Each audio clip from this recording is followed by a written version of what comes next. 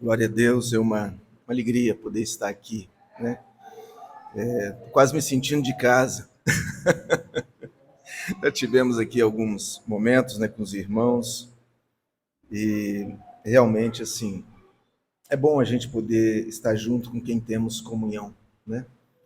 E é realmente um prazer, não é nenhuma dificuldade, né, vir aqui, estar aqui nesse lugar. É um privilégio, né? Uma graça do Senhor.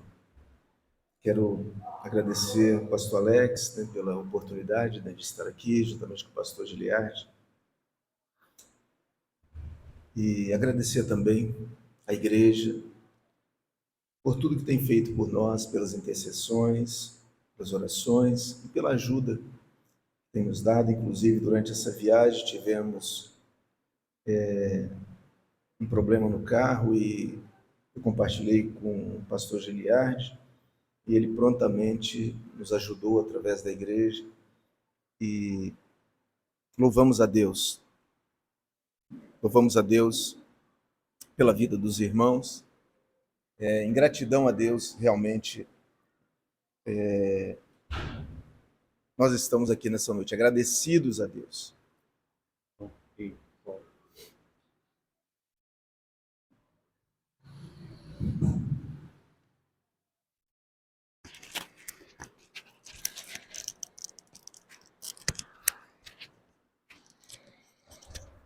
Pronto. Som.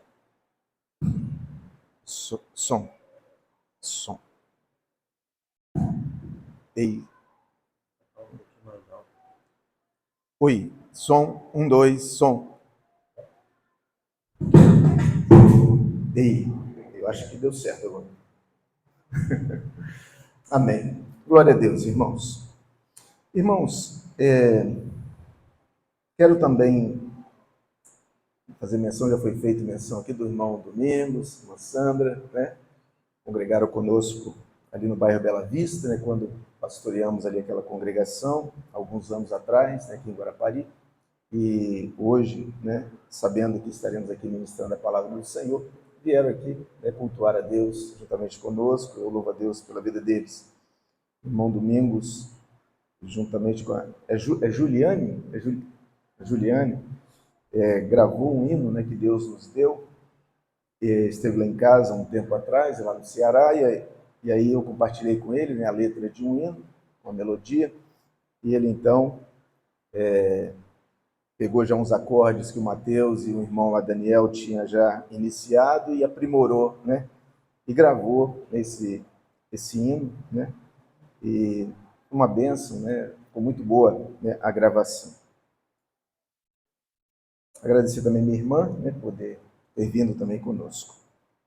Irmãos, rapidamente eu quero fazer menção desse livreto, O Amor e a Verdade.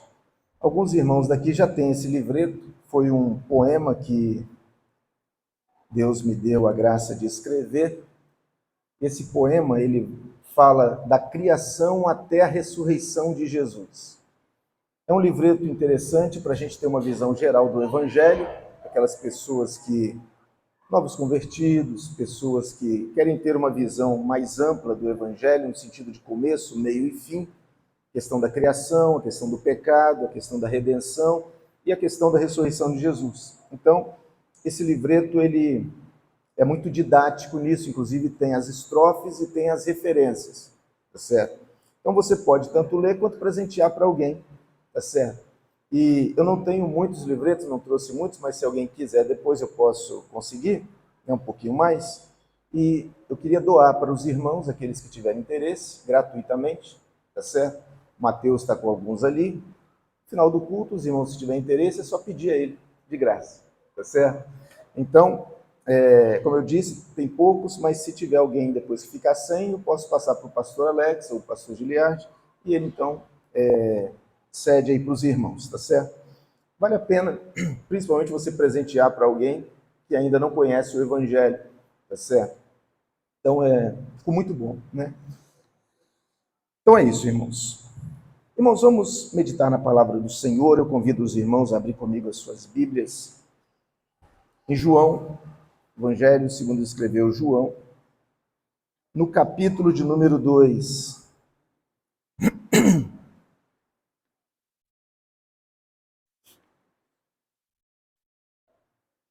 Evangelho segundo escreveu João,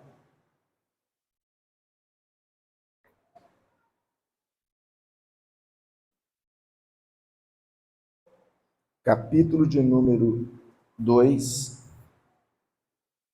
E eu quero ler a partir do versículo de número 13.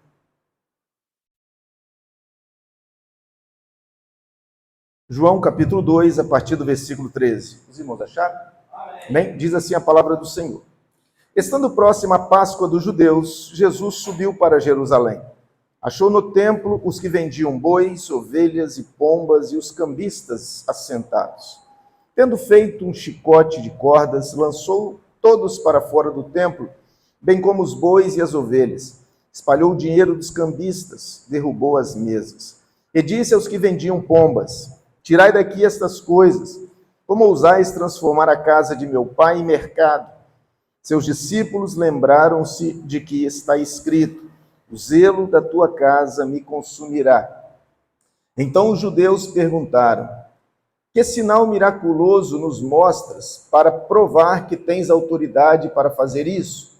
Respondeu-lhe Jesus: destruirei este templo, e em 3 dias o levantarei de novo. Disseram os judeus: em 46 anos foi edificado este templo, e tu o levantarás em 3 dias? Ele, porém, falava do templo do seu corpo. Quando Jesus ressuscitou dos mortos, os seus discípulos lembraram-se do que ele dissera. Então creram na Escritura e nas palavras que Jesus tinha dito. Estando ele em Jerusalém, durante a festa da Páscoa, muitos viram os sinais miraculosos que fazia e creram no seu nome. Jesus, porém, não confiava neles, pois a todos conhecia. Ele não necessitava de que alguém lhe testificasse a respeito do homem, pois ele sabia o que havia no homem. Pai, mais uma vez louvamos o teu nome neste lugar, agradecidos pela rica oportunidade de estar aqui com os teus filhos.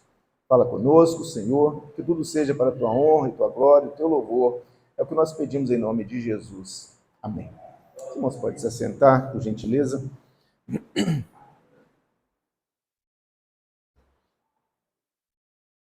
Irmãos,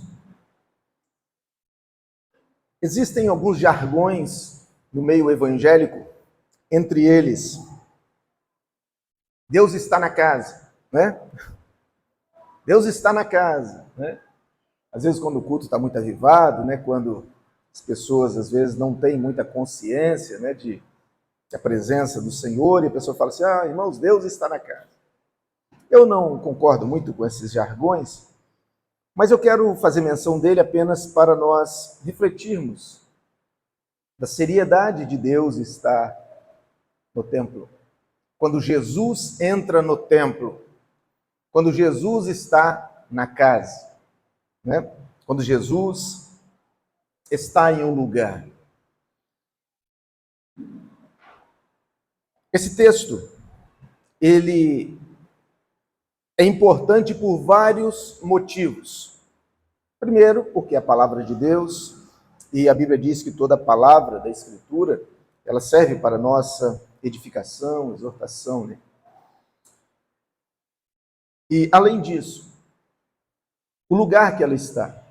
Esse texto está inserido no início do ministério de Jesus. O primeiro milagre que Jesus fez está no capítulo 2, nesse texto, que antecede aquele que nós lemos, este capítulo, quando vai falar sobre a transformação da água em vinho, e fala justamente do que Jesus veio fazer. Jesus não veio melhorar, Jesus veio transformar, né? E toda essa transformação que ele fez, o número de talhas, o tipo de talhas, que eram talhas de pedra, representando o coração, né? Número 6, que é o número do homem na Bíblia, né? 6º dia, Deus fez o homem. Enfim, tudo isso está falando realmente da transformação que Deus realmente veio fazer através de Jesus Cristo nas nossas vidas. E quando chega então na segunda parte do capítulo 2, ele vai falar desse momento onde Jesus entra no templo. E muitas vezes nós vemos essa passagem olhando para o sistema religioso daquela época, o sistema judaico, onde a religiosidade judaica havia ofuscado aquilo que realmente Deus planejou em relação à sua lei e ao seu povo. Deus nunca quis uma religião, Deus sempre quis que as pessoas o servissem em espírito e em verdade, mas as pessoas não entenderam isso, transformaram o frequentar a igreja apenas em um momento, trocaram realmente uma vida com Deus para momentos religiosos. Nunca foi a vontade de Deus que as pessoas vivessem as suas vidas de um jeito fora da vontade de Deus e uma vez ou outra aparecesse no templo para oferecer a sua oferta. Nunca foi essa a vontade de Deus. Sempre realmente foi pessoas que realmente compreenderam quem são em Deus e que pudessem então viver essas vidas em Cristo. Só que a consciência das pessoas, elas foram cegadas no seu entendimento, para que então vivesse essa vida religiosa no lugar de uma vida realmente com Deus. E esse foi o cenário que Jesus veio, encontrou o seu povo, como ele mesmo vai narrar, na verdade o escritor, João vai narrar, no primeiro capítulo, veio para o que era seu, mas os seus não o receberam, mas a todos aqueles que o receberam, deu-lhes o poder de serem feitos filhos de Deus. Então, irmãos, esse texto ele vai falar desse momento, de como Jesus encontrou a nação de Israel. E muitas vezes, quando olhamos isso, também parafraseamos para o nosso tempo, contextualizamos para o nosso tempo, mostrando também como que o sistema religioso se corrompeu. E assim como os judeus começaram a transformar aquele prédio em algo em benefício próprio, nós vemos também que a tentação de transformar pedras em pães também chegou nos nossos dias, no cristianismo. E as pessoas estão aí usando os prédios, que é pedra, para poder transformar em pão em benefício próprio. Muitas pessoas estão fazendo da casa de Deus comércio, fazendo da igreja um negócio. E isso é uma realidade no nosso tempo, Temos visto realmente isso de uma forma muito clara, de várias maneiras. Mas eu quero levar os irmãos nessa noite a deixarmos um pouco de lado essa questão externa que existe, que é real e que precisa realmente ser, inclusive, combatida. Mas eu quero trazer uma palavra sobre esse texto que tem a ver comigo e com você.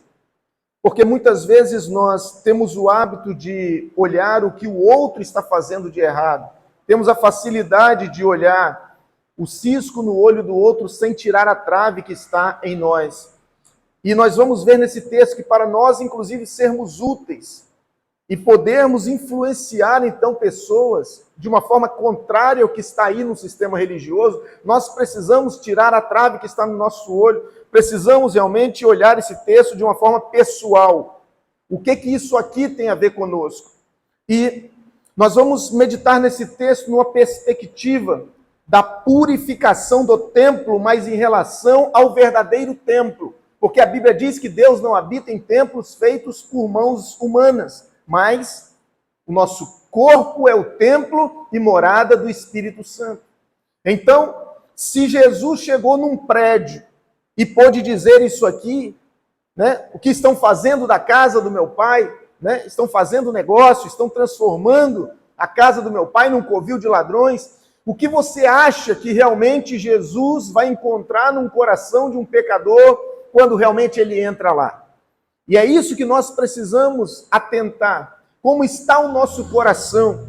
Como Jesus realmente está enxergando o nosso coração? E vermos esse texto como uma purificação não apenas do templo dos judeus lá atrás, como uma história que é contada na Bíblia, não uma contextualização disso, mostrando o que é necessário acontecer nas igrejas do nosso tempo, essa purificação do templo, tirando para fora aqueles que estão mercadejando o evangelho, mas principalmente naquilo que é a raiz do problema, que algo externo só vai acontecer quando acontecer algo interno nas pessoas. As pessoas só vão rejeitar o falso evangelho quando receber o verdadeiro evangelho.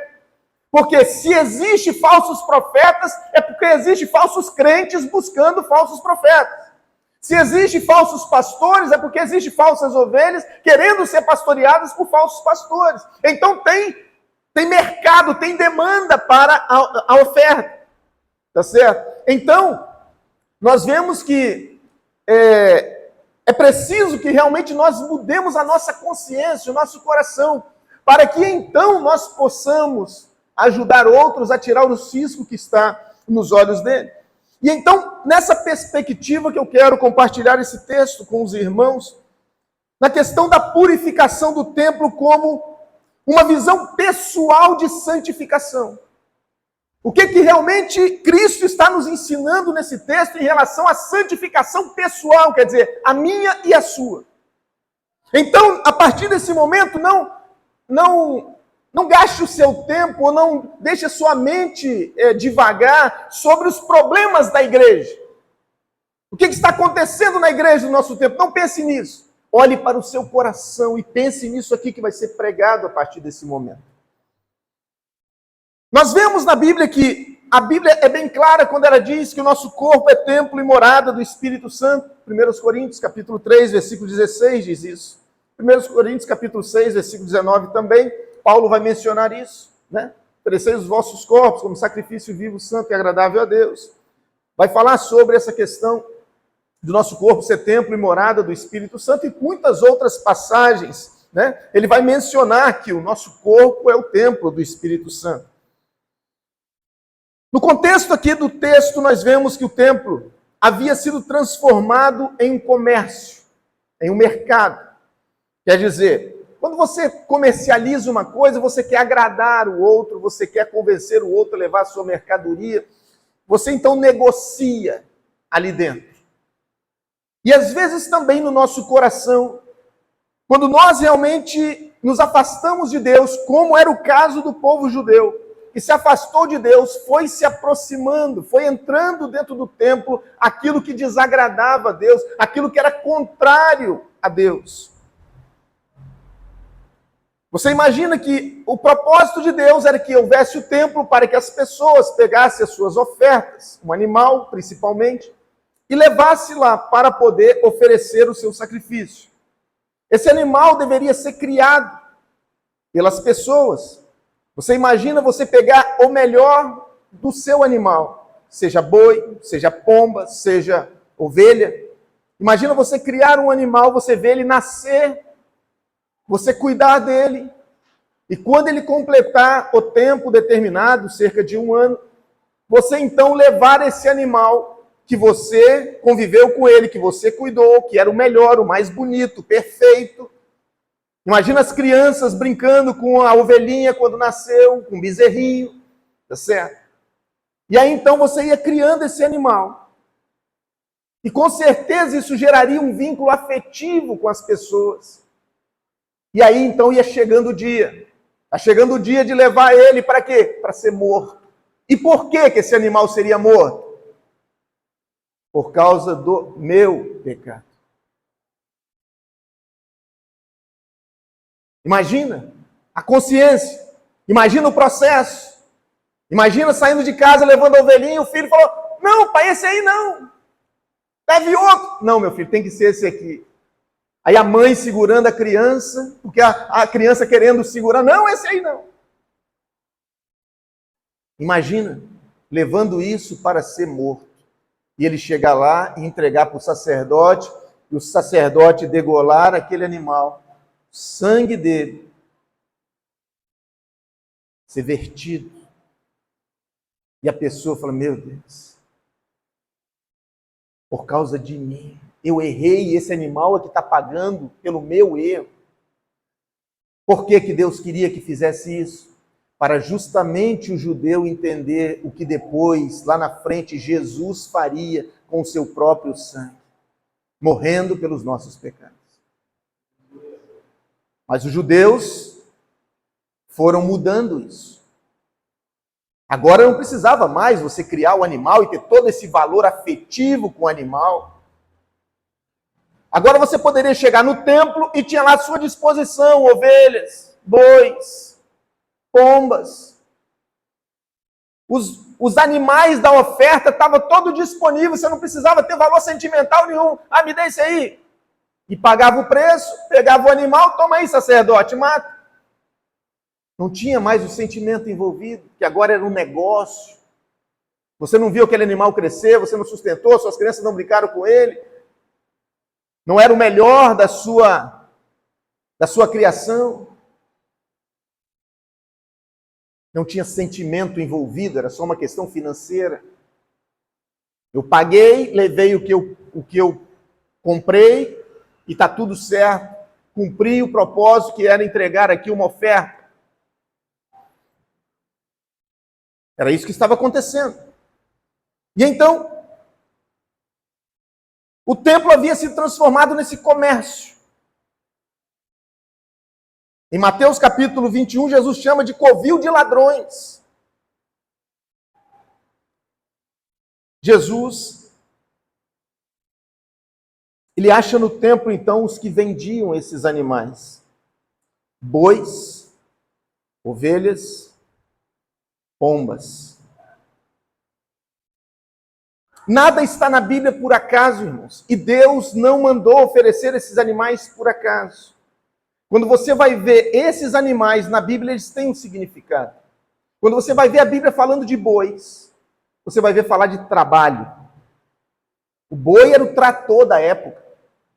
Né? A pessoa que tinha um boi, ele tinha uma ferramenta de arado. Você vê Eliseu, tinha o boi e o arado.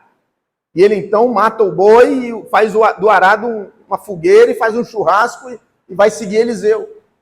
Mas aquilo então era tinha uma junta de bois com arado, aquilo era um trator da época. Então boi significa trabalho. A ovelha significa aqueles que seguem. Jesus falou, as minhas ovelhas me seguem. As minhas ovelhas ouvem a minha voz e me seguem. Então, ovelha ouve a voz do seu pastor, é aquela que segue. E as pombas? As pombas representam as coisas espirituais. Você vê que o Espírito Santo desce em Jesus como uma pomba. A pomba é soltada, né, solta lá na arca, né, para ver se tinha onde pousar. E ela, não achando lugar para pousar, voltou para a arca. Isso tem muito simbolismo na Bíblia. A Bíblia foi escrita nessa linguagem figurativa, apontando para uma realidade que foi manifestada em Cristo. Então nós temos bois, ovelhas e pombas significando trabalhador, aqueles que seguem, e as coisas espirituais, os dons. Mas ele também achou, além de achar os que vendiam isso, achou também os cambistas. O que era o cambista? O cambista, ele pegava a moeda de Roma, como se fosse o real, e trocava pela moeda do templo. Porque a moeda de Roma era uma moeda ímpia, uma moeda pagã. Não podia entrar no templo. Então tinha o cambista que ia fazer essa troca, esse câmbio, para que a moeda do templo então fosse adquirida e a pessoa pudesse ofertar com a moeda do templo. É como se tivesse alguém ali na porta, né, dizendo, olha, daqui a pouquinho vai ter o momento da oferta, só que esse dinheiro que está no seu bolso não pode entrar aqui, que é ímpio, que é pagão. Então, mas tem essa moeda aqui, então troca para você poder ofertar na hora da oferta. Era mais ou menos assim. Então o cambista, ele pegava essa moeda de Roma e trocava pela moeda do templo. Esse era o papel do cambista. O que isso realmente significa, irmãos? Os animais representam as ações. Os cambistas representam as intenções. Os animais representam aquilo que nós fazemos. Trabalhamos para o Senhor, seguimos o Senhor e usamos os nossos dons para o Senhor. Os cambistas estão Está mostrando as intenções que nós fazemos, o porquê nós fazemos.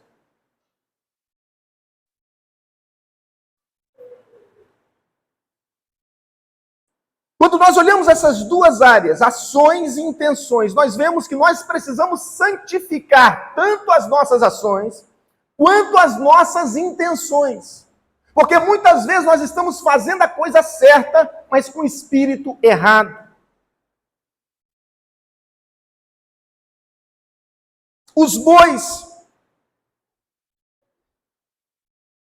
coisas que estavam fazendo com um objetivo mundano, só para receber algo com isso. Sabe aquelas pessoas que falam assim, eu só faço isso se me pagar. Eu só ajudo alguém se realmente essa pessoa fizer alguma coisa por mim. Se a pessoa tem um poder aquisitivo melhor, você ajuda ela porque você está esperando receber algo em troca. Mas se ela não tem nada, você já pensa duas vezes em ajudar. Ou não ajuda. Então nós estamos aqui vendo pessoas que estão nessa condição, fazem as coisas, mas com segundas intenções, com intenções interesseiras. É isso que simboliza isso aqui.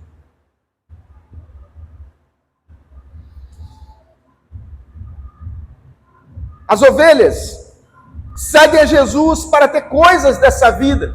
Só estão na igreja para receber alguma coisa. Só estão na igreja, só vão na igreja para receber alguma coisa. Algum benefício. Quer seja coisas físicas, no sentido de uma cesta básica, ou uma ajuda, ou também coisas sentimentais. Eu me sinto tão sozinho, aí eu congrego para não sentir tão sozinho. Então nós vemos que o objetivo da pessoa estar na igreja não é realmente fruto de uma relação dela com Jesus, amando a Cristo, mas sim esperando receber alguma coisa em troca. Irmãos, por que nós vemos tantas pessoas frustradas na igreja hoje?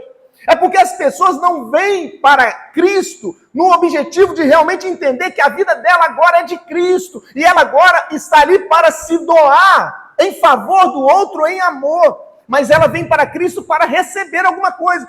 Não me trataram bem, não fizeram isso para mim, não fizeram o que eu queria. Aí você vê as pessoas murmurando, essa igreja é assim, aquela igreja é assim, que não sei o quê, porque está focada em si mesma.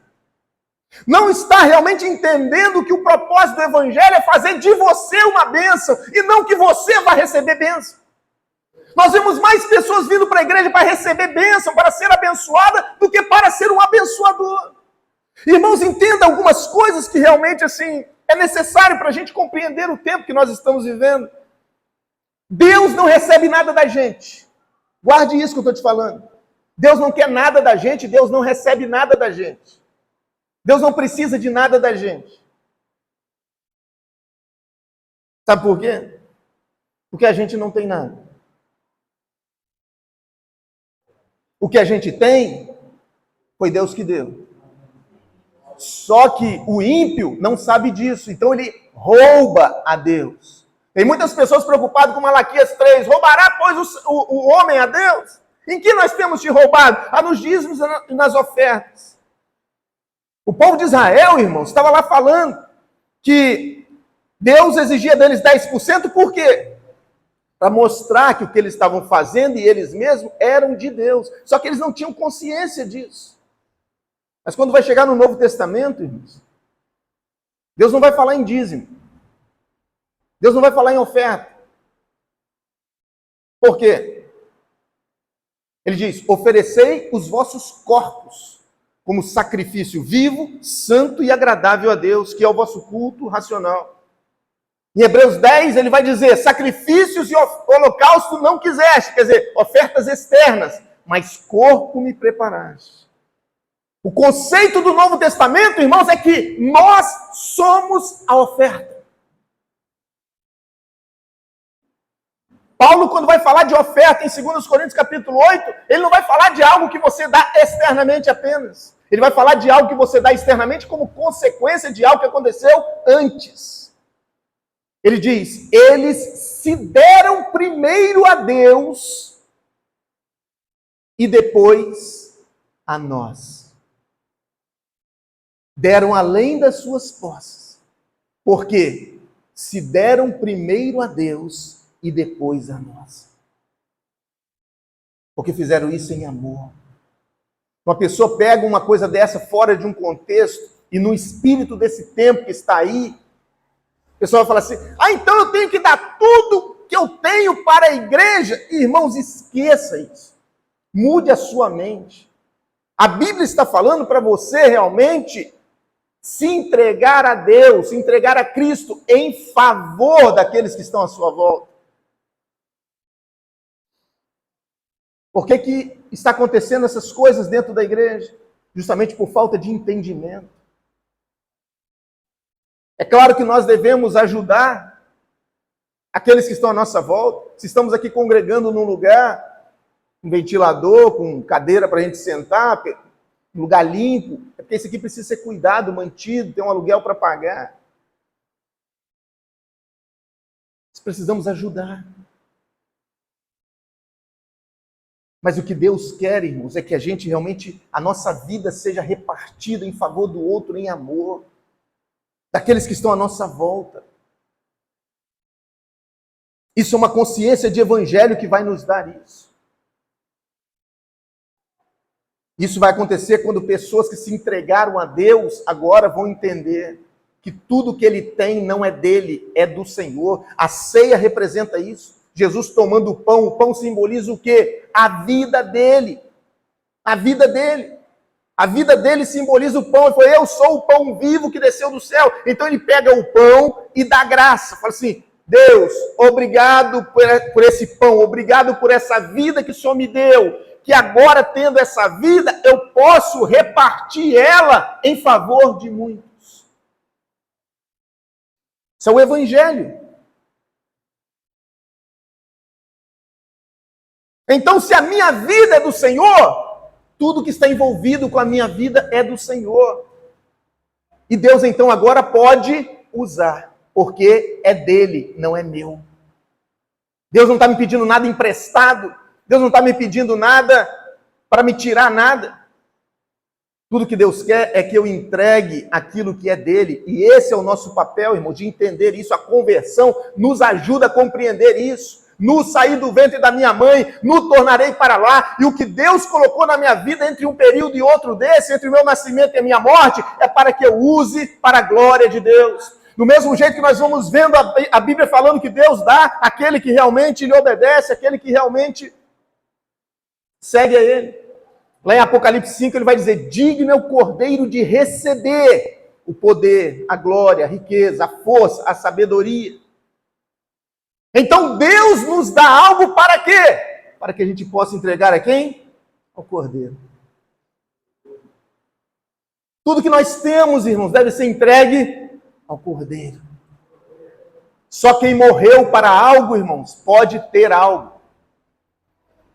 Não dê dinheiro para quem gosta de dinheiro. Você não vai resolver o problema dele. Se alguém morreu para o dinheiro, você pode ajudar ele. Agora imagina uma pessoa que sempre está endividado, sai de uma dívida entre outras. A pior coisa que você pode dar a ele é dinheiro. Ele não morreu para aquilo. Precisa morrer para que realmente agora ele possa viver para Deus, administrar aquilo para Deus. E assim com todas as outras coisas. Então, irmãos, Deus não recebe nada nosso. O que Deus quer é que nós tenhamos consciência de que o que Ele nos deu é dele e nós somos dispenseiros dos mistérios de Deus e daquilo que Deus colocou na nossa mão. E quando Ele nos pedir, está à disposição. Por que Ele fala? Se pedir se tirar a tua túnica, dê também a capa. Por que Ele fala isso? Porque é dele. Se mandar você andar 1 milha, ande 2. Por que Ele está falando isso? Porque você é dele. Ah, meu irmão, se os crentes entendessem isso, seria tão bom. Não é para poder dar nada mais para a igreja. Não estou falando disso. Seria bom porque as pessoas iriam entender realmente a paz que há nisso. A segurança que há nisso. As pessoas não ficariam mais tão preocupados com as suas coisas. Tem pessoas que colocam no carro assim, propriedade de Deus, né? Propriedade de Deus. Aí alguém pede uma carona, fala assim, não, vai sujar meu carro, não posso dar. Ah, mas isso não é de Deus. Deus não ajuda todo mundo. Chega lá para ele e peça a chave, fala assim, o mestre está precisando, né? Não, para emprestar meu carro? Fala, mas não está lá que é de Deus. Você vai ver que é só frase, você vai ver que é só religiosidade, você vai ver que é só uma coisa para outras pessoas verem, aquilo é só para uma vaidade pessoal, aquilo não é verdade, porque se for verdade não precisa ter um banner lá para dizer isso. A atitude da pessoa já mostra que quando você precisar de alguém pode contar com ele, porque ele entendeu que ele é de Deus e o que ele tem é de Deus para servir aqueles que precisam em volta dele. Isso realmente é o que Cristo faz na nossa vida, irmãos. Mas enfim, então, irmãos, Deus não quer nada nosso, Deus quer o que é dele. E se você entender que você é dele, o que tem na sua mão é dele, você vai poder ser útil para Deus. As ovelhas, então, simbolizam isso. Seguir a Jesus para ter coisas nessa vida. Só querem receber algo de Deus.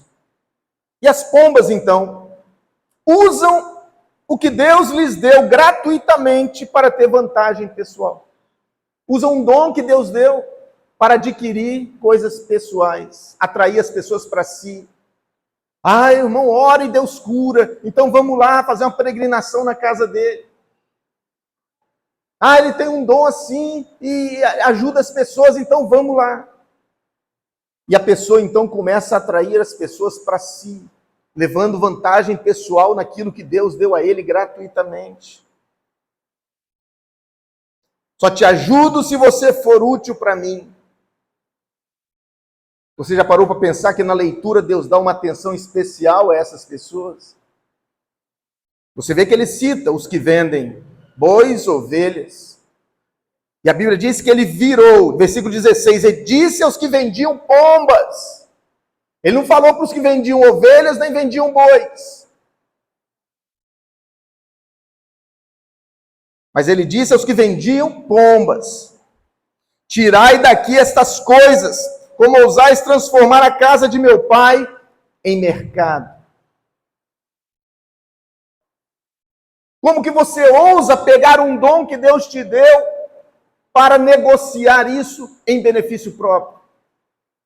Como que você ousa trocar a graça de você ser filho de Deus por você buscar a Deus apenas para as coisas dessa vida? Irmãos, tem coisas que nós precisamos realmente abrir o nosso entendimento e ter pelo menos temor de Deus sobre elas. Paulo diz lá em 1 Coríntios 15, se nós esperarmos pelo Senhor apenas para essa vida, somos os mais miseráveis dos homens. Irmãos, você pensa a classe de pessoas que existe no mundo. As classes de pessoas. Bandido, traficante, prostituta, e tantas misérias que existem no mundo. Paulo vai dizer que a pior classe de pessoas, que os mais miseráveis dos homens não estão nos prostíbulos, não estão nas bocas de fumo, não estão perdidos aí andando pela rua fora da igreja. Estão dentro da igreja. Se esperarmos o Senhor apenas para essa vida, somos os mais miseráveis dos homens. Pense nisso. Você seguir a Cristo esperando apenas que Ele te dê uma vida boa aqui nessa terra. Que Ele abra uma porta para você. Que você vai vir na igreja e Ele vai te abençoar. Que Ele vai cuidar de você nas coisas dessa vida. É claro, irmãos, a Bíblia diz para nós buscarmos em primeiro lugar o reino de Deus e a sua justiça, e todas essas coisas serão acrescentadas, que é o que nós precisamos serão acrescentadas. Você pegar uma criança aí, de colo, um adolescente, filho dos irmãos que estão aqui nessa noite, e perguntar para eles, vocês estão preocupados se a conta de água, de luz, a casa está paga, se a internet está paga, se o aluguel vai ter dinheiro para pagar, se vai ter compra o mês que vem? Se você perguntar para ele isso, ele não está nem preocupado com isso. Por quê? Porque ele tem um pai que se preocupa com isso. Ele tem uma mãe que se preocupa com isso. E nós, irmãos, que temos realmente Deus como nosso pai, Jesus falou, isso são os gentios que se preocupam com essas coisas. Vocês não devem se preocupar com isso. E quando nós olhamos para a igreja hoje, nós vemos que a maioria das pessoas estão preocupadas com o que a Bíblia diz para você não se preocupar.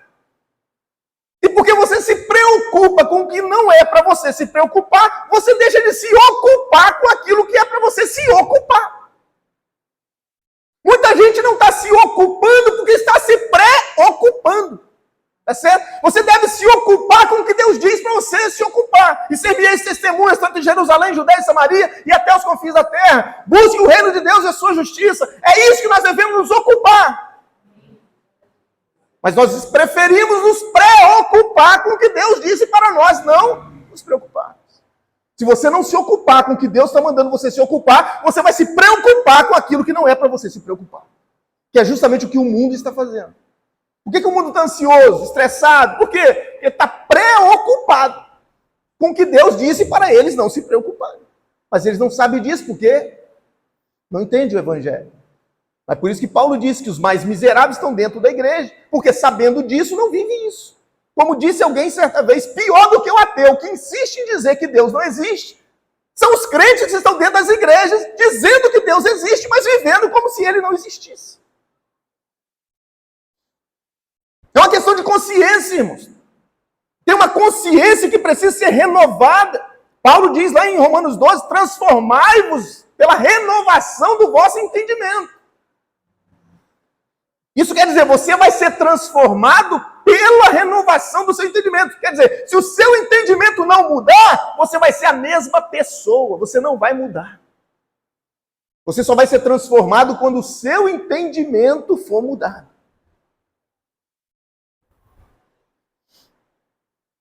Então, as nossas ações precisam ser santificadas. O que nós fazemos tem que ser santificado, tem que ser realmente um serviço para o Senhor. E agora vem os cambistas. Pessoas que trocavam a moeda de Roma pela moeda do templo. Dar uma aparência de santidade àquilo que é mundano. Os que querem santificar decisões mundanas com argumentos espirituais. Ah, vamos botar o porcelanato na igreja, vamos botar granito na igreja, porque é para o Senhor. Né? Para o Senhor. Para Deus tem que ser o melhor. Como se Deus estivesse preocupado com isso. Isso é o quê? O cambista. E nas coisas da gente? Ah, eu sou filho de Deus, eu mereço o melhor. Ah, Deus me deu isso aqui. Deus não tem nada a ver com aquilo ali que você fez. Comprou uma coisa que não tinha nada a ver com a vontade de Deus. Ah, olha só o que Deus me deu. Não, foi você que decidiu comprar. Não foi Deus que te deu. Ah, vou comprar essa BMW que vai me ajudar no evangelismo. BMW no evangelismo? Só se for em Alphaville, né? Evangelizar em Alphaville. Sabe essa coisa, eu estou citando esses exemplos, os irmãos verem, e cada um faça aí seus exames de consciência. Quantas coisas você não tem colocado o nome de Deus naquilo? Em nome de Jesus, vamos fazer isso. Ah, isso aqui vai ser para Deus, isso aqui vai ser uma bênção.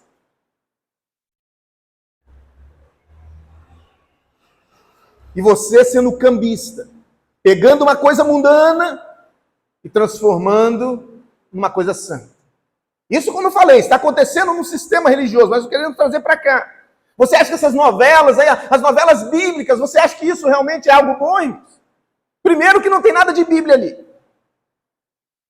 E segundo, que você vai ver a mesma sensualidade, erotização e tudo que é mundano que tem nas outras novelas que tem ali. Só que aí vem a pessoa do mundo para a igreja, fala assim, eu gostava tanto de novela, agora não posso assistir novela. Aí tem lá a novela bíblica para resolver o seu problema. Pega a coisa do mundo, santifica e vai lá e te dá uma coisa boa, né? Agora não, agora pode chegar as pessoas lá em casa que eu estou assistindo a novela, só que a novela bíblica. Ah, gostava de pagode, como eu gostava de pagode no mundo. Aí não tem mais pagode, que agora eu sou crente. Ou quem disse isso, agora tem o pagode gospel. Tá certo? Aí o irmão pode entrar com você no carro lá e você tá ouvindo seu pagodinho santo, tá certo? E tá lá, Jesus, eu não sei o que, Jesus, e o pagode, tá certo? E você lá. O irmão um dia aceitou Jesus com a gente lá, né? Em primeiros meses, primeiro, segundo mês que estava na igreja, meu carro deu um problema e falou, pega o meu, pastor. Amém. Fui lá, peguei o carro dele, a gente usando, daqui a pouquinho estou lá no rádio, liguei, há um pendrive lá com reggae, né? Pessoa que veio da droga, meu, você imagina isso. Eu falei, meu irmão, não faça isso. Isso aqui era o que você vivia no mundo. Quanta coisa que isso vai te trazer de lembrança que nem você está sabendo com que você está lidando. Porque tem coisas que são gatilhos e você não percebe. Às vezes você tem uma vida agitada, né? Chega do trabalho e aí já toma um banho, vai para a faculdade, ou vai para a igreja, ou tinha algum compromisso, e você tem aquela rotina. Mas aí você chegou mais cedo um pouco, deu um problema lá, chegou uma meia hora mais cedo, uns 40 minutos mais cedo, aí você olha aquele sofá confortável, você fala assim, tem 40 minutos, eu vou descansar aqui um pouquinho. Meu irmão, na hora que você deitou ali, tá certo? O corpo relaxou, para você tomar de novo aquele... Você vai pensar 2 vezes, 3 vezes, falar, quer saber, eu vou deixar para ir amanhã. Não vou fazer mais. São gatilhos, tá certo? E você não percebe por que você desanimou, estava tão animado de ir, desanimei. Por causa disso. Então a gente precisa entender que a nossa luta não é contra a carne nem contra sangue. Lutamos com coisas espirituais que a gente não discerne. E às vezes estamos caindo em alguma coisa, aprisionado com alguma coisa, que a gente não está sabendo o que está causando aquilo. E às vezes é uma coisa dessa. É você santificando aquilo que é mundano. A Bíblia não manda você santificar o que é mundano. A Bíblia manda você romper com o que é mundano. Inclusive, Paulo dizendo que o batismo é a circuncisão de Cristo. Enquanto Pedro vai dizer que o batismo não é a lavagem da imundícia da carne, mas uma boa consciência para com Deus, Paulo em Colossenses vai dizer que o batismo é aquilo que nos separa do mundo. Não é uma circuncisão na pele, mas é uma circuncisão cortando o cordão umbilical com o mundo, com aquilo que nos liga ao mundo. E o que é que nos ligava ao mundo? A nossa cobiça. O mundo está te oferecendo algo que você quer. Então essas coisas se unem num corpo. Como Paulo vai dizer em 1 Coríntios 6, o que se une a uma meretriz se torna um corpo com ela. Mas ele também diz que aquele que se une a Cristo se torna um espírito com ele. Então, irmãos, nós precisamos entender isso para que a gente possa lutar contra isso. Nós só vamos conseguir vencer o mundo, irmãos, se nós realmente compreendermos que Jesus Cristo é o Filho de Deus, no sentido de realmente ele não ter ligação nenhuma com o mundo. Por isso que a Bíblia diz, não ameis o mundo e nem o que no mundo há. E o que nós vemos hoje, irmãos, são pessoas querendo o que o mundo tem. E é claro que você vai cair. Só que junto com essa cilada do que o mundo tem, vem também a lepra do mundo. Nós já falamos aqui em outra oportunidade sobre a questão de Naamã. Quando Geazi vai lá querer a recompensa daquilo que ele achava que ele devia ter deixado lá para Eliseu, que Eliseu vacilou não querendo. Quando voltou, Eliseu falou para ele, já que você quis o que Naamã tinha, Naamã era a figura de um pecador, agora você vai ficar também com a lepra dele. E é por isso que dentro da igreja tem tantas pessoas com os problemas que o mundo está passando. Porque estão querendo o que o mundo quer. Então, cambista é isso. São as intenções. As intenções da pessoa precisam ser santificadas para que as ações sejam santificadas. Deus não quer saber só da ação certa, Ele quer saber da intenção certa. Deus não olha a aparência, mas Deus olha o coração. Ah, a pessoa é tão boazinha, está fazendo... Mas para que ele está fazendo isso?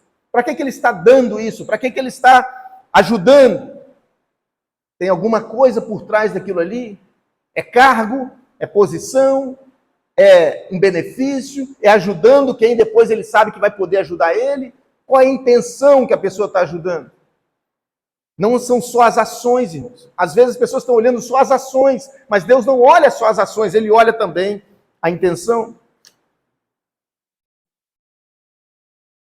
Então, irmãos, desses animais que representam as ações e dos cambistas que representam as intenções, diz a Bíblia que Jesus não quer nada disso.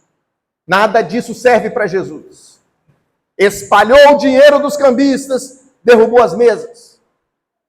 Deus não quer, irmãos, pessoas com ações interesseiras e não quer pessoas com decisões mundanas. Ele não quer que você pegue o mundo e dê uma melhorada nele, uma roupagem nova para atrair as pessoas do mundo, como as igrejas estão fazendo. Ah, vamos transformar a igreja em boates, que aí as pessoas que gostam de boate vão vir para cá. É isso que está acontecendo, irmãos. Vamos ser parecidos com o mundo, porque vamos atrair o mundo. Nada disso interessa para Jesus. Jesus não precisa e não quer nada disso. Como eu disse, Deus só usa aquilo que é dele. Deus só quer aquilo que vem dele, como foi cantado aqui. Porque tudo vem de ti, tudo é para ti. Nós somos apenas o meio. Tudo vem dele e é para ele. E nós precisamos entender isso. Deus não dá nada para nós, para mim, no sentido da individualidade. O que Deus dá é para nós, no sentido de coletividade. O pão nosso de cada dia nos dá hoje. Ele não fala, o pão meu de cada dia me dá hoje. Ele não diz isso. A oração não é essa. A oração não é egoísta. A oração é coletiva. Porque se o Filho de Deus tem, quem está do lado dele tem também. Um dia eu falei algo para um irmão, que inclusive esse irmão que nós fomos visitar no Paraná, agora na vinda para cá, ele estava lá conosco, e numa situação assim, muito conturbada, foi muita mudança rápida na vida dele e da esposa. Muita coisa aconteceu ali em 9 meses. E eu cheguei para ele e disse, meu irmão, fica tranquilo. Você só vai passar necessidade aqui se todos os irmãos da igreja estiverem passando necessidade. Mas enquanto os irmãos tiverem o que comer, você tem o que comer. Enquanto os irmãos da igreja tiverem uma casa para morar, você tem onde morar. Fica tranquilo. Recentemente, agora, ele fazendo um seminário, ele mencionou isso. Eu conheci uma igreja. Eu entendi o que é reino de Deus num momento importante da minha vida. Eu vi que realmente não dependia da força do meu braço.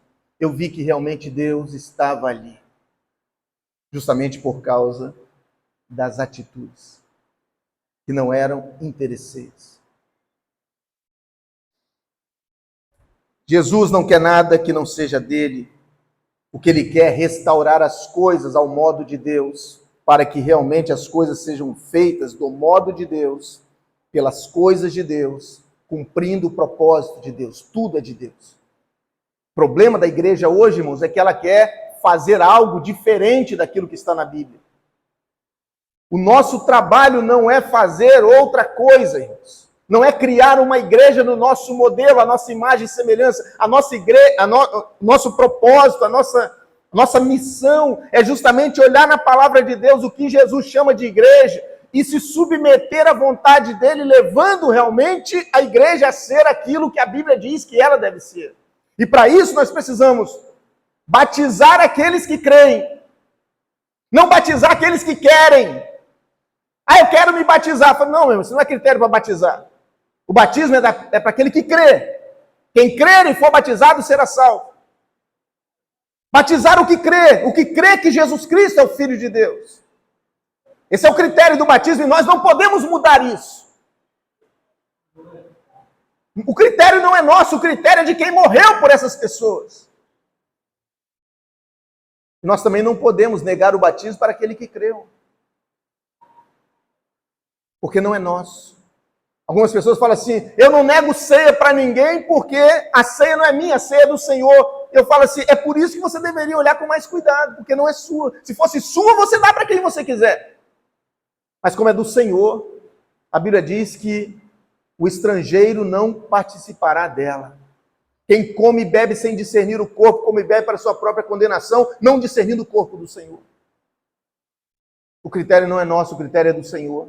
E cabe a nós sermos aqueles que vão fazer cumprir essas coisas. Principalmente alertando as pessoas.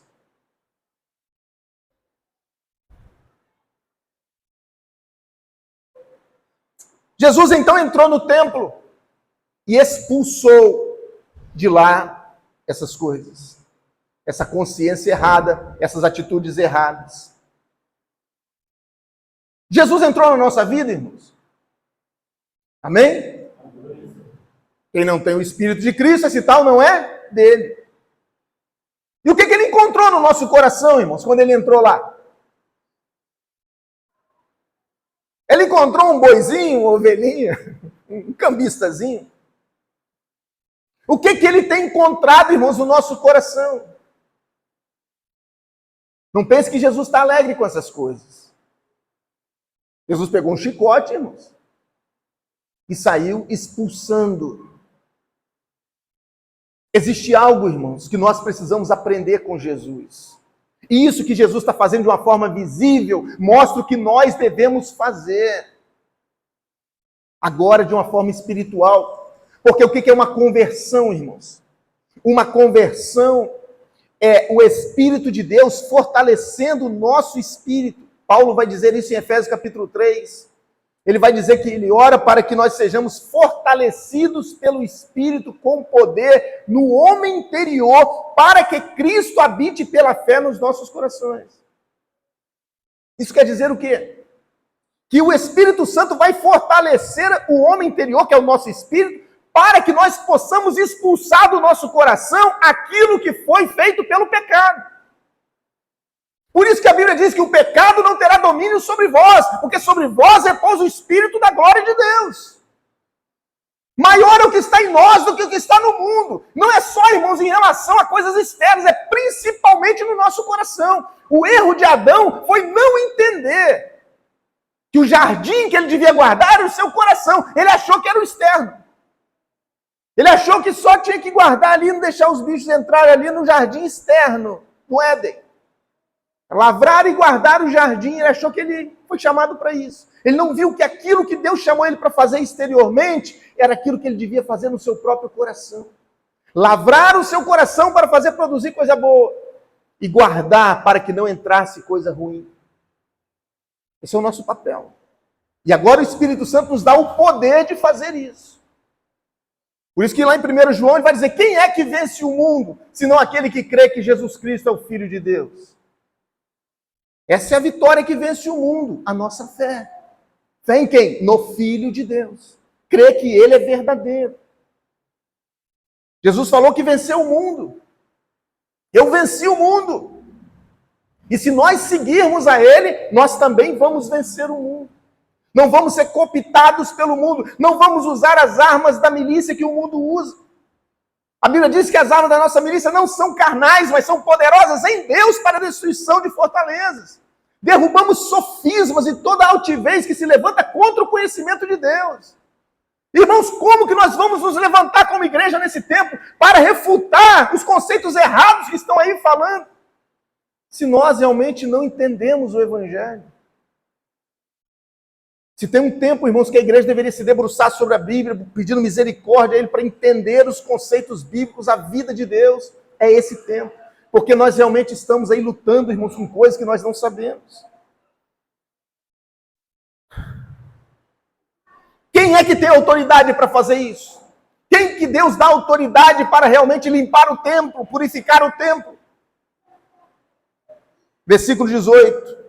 Então os judeus perguntaram, que sinal miraculoso nos mostras para provar que tens autoridade para fazer isso? Que milagre você vai fazer para mostrar que realmente você pode expulsar do templo os cambistas, os vendedores aí, os mercadores da fé? Jesus então responde, destruirei este templo e em 3 dias o levantarei de novo. Interessante, irmãos, que ele não diz destruir esse templo. Ele fala destruirei. Quer dizer, eu destruirei. Eu destruirei esse templo. E em 3 dias eu o levantarei de novo. Disseram os judeus, em 46 anos foi edificado esse templo, e tu o levantarás em 3 dias. 46 anos, irmãos, é o tempo de uma vida. Jesus estava aqui didaticamente mostrando para nós algumas coisas. Existe uma vida que foi construída no pecado, uma vida que foi construída na ignorância acerca de Deus. Um templo externo que precisa ser destruído para que a vida de Deus possa aparecer. Isso é uma conversão. O problema hoje é que as pessoas querem preservar o velho e querer ter o novo dentro do velho. Você não vai conseguir. Para destruir esse templo, e em 3 dias o levantarei. É claro que ele estava falando isso aqui da sua morte e ressurreição, como o próprio texto diz.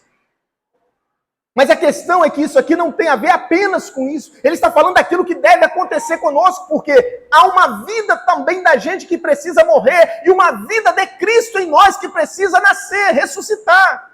A Bíblia fala para que a gente possa viver como ressurreto dos mortos. Se já ressuscitaste com Cristo, buscar as coisas que são de cima. Ele está falando de um dia nós ressuscitarmos depois que morrermos do corpo. Ele está falando de uma ressurreição que é imediata, quando nós realmente morremos para nós e começamos agora a viver a vida de Cristo em nós. A maioria dos evangélicos estão esperando encontrar Jesus depois que ele morrer. E não é isso que a Bíblia nos ensina. Em João capítulo 5 ele vai dizer: vem a hora e já chegou em que os mortos ouvirão a voz do Filho de Deus, e aqueles que a ouvirem viverão. Ele não está falando da ressurreição do último dia, porque isso está falando um pouquinho mais embaixo. Ele está falando de algo imediato que acontece quando uma pessoa crê em Jesus, que é o momento que a Bíblia diz que ele passou da morte para a vida. Quem tem autoridade para fazer isso? Para limpar o templo. Quando é que nós vamos conseguir limpar nosso coração, expulsar do nosso coração tudo aquilo que nos prejudica, tudo aquilo que nos escraviza no pecado, tudo aquilo que nos dá uma consciência deturpada de evangelho, que faz a gente negociar coisas mundanas com coisas espirituais? Deixa eu abrir um parênteses aqui. Tem um texto, não sei se é Mateus 17, não estou me lembrado agora, mas vão perguntar para Jesus: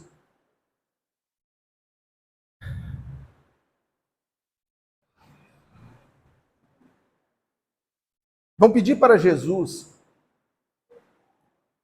explicar para ele com que autoridade ele fazia aquilo que ele fazia. E Jesus falou assim: eu vou fazer uma pergunta para vocês, se vocês me responderem, eu respondo para vocês com que autoridade que eu faço. Ele disse: o batismo de João era do céu ou era da terra? Ele falou: se dissermos que é do céu, ele vai dizer: por que nós não cremos? Se dissermos que é da terra, é de temer os homens, porque vão nos apedrejar, porque consideram João um profeta. Aí viraram para Jesus e falaram: não sabemos. Não sabemos. Né? Não sabemos. E Jesus então falou assim: tampouco eu também vou dizer para vocês com que autoridade que eu faço isso. Por quê? A autoridade de Jesus de fazer o que ele fazia, ensinar o que ele ensinava, era dele viver aquilo que ele ensinava. Jesus ensinava como quem tinha autoridade, porque ele praticava aquilo que ele ensinava. E é essa autoridade que nós também, como filhos de Deus, devemos ter e buscar. Nós não nos vangloriamos dos textos certos, na teologia certa, como tem acontecido hoje, a internet está repleta disso aí. Como Paulo diz: você tem fé? Tenha em ti mesmo, diante de Deus. Naquilo que você realmente faz.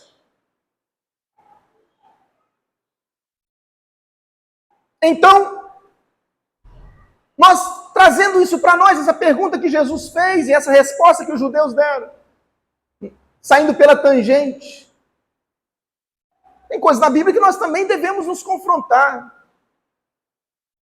Nós somos filhos de Deus? Alguém chegava e falava: você é um filho de Deus? Eu falo: se eu disser que é, ele vai dizer: mas o filho de Deus era Jesus, e você não é igual a Jesus. E se eu disser que não é, ele vai dizer: o que você está fazendo na igreja? Ele fala assim: meu irmão, eu estou tentando, né? Estou pelejando, né? Eu vou na igreja. Aí você começa, entendeu? Sair pela tangente, tá entendendo? Isso é o quê, meu irmão? Isso é o cambista. Isso é o judaísmo. Isso é a religiosidade. Paulo não disse isso. Paulo disse: ser de meus imitadores como eu sou de Cristo.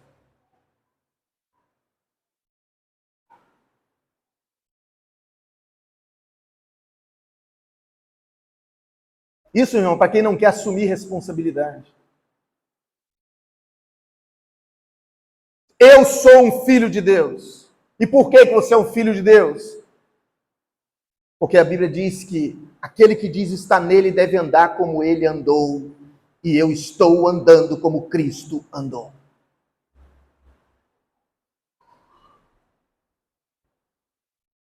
Essa é a responsabilidade que está sobre nós. Se nós realmente queremos limpar o templo, queremos ter autoridade para expulsar do nosso coração o engano, para que a gente possa ser útil para aqueles que estão à nossa volta, inclusive dentro da igreja. Isso não está longe de nós, irmãos. Isso está muito perto de nós, inclusive no nosso coração. Você não sabe o que é. Algumas pessoas ainda não entenderam o que é uma luta contra a religiosidade no seu próprio coração. As pessoas ainda não entenderam que isso é um problema.